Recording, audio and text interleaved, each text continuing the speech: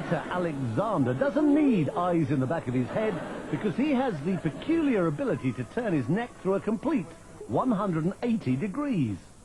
Normally the muscles and the vertebrae in the neck prevent that happening, but because of a peculiarity in his spine, Alexander has confounded orthopedic specialists for years. Many years ago, I started doing gymnastics, he says. That's when I noticed that my vertebrae seem to be very flexible and that I can turn my head farther than normal. I worked at it little by little, going a little farther each time, and one day I was able to turn my head all the way around.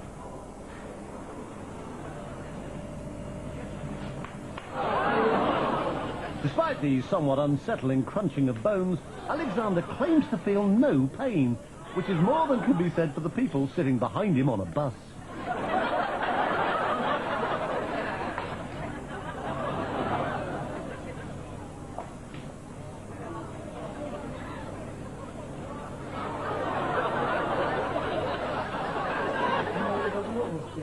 When I do it, it takes energy out of my whole body, he says. It requires 100% concentration. This may sound silly, I know, but in that moment, I don't feel like myself. It's as if I were another person whose body is filled with some kind of energy.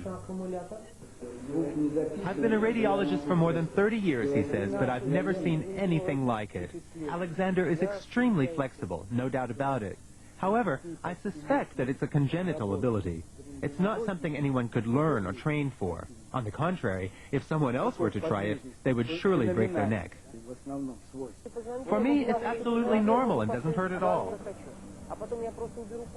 The fact that he can turn other people's heads as well, although obviously not as far, has encouraged Alexander to take his peculiar skill on a concert tour.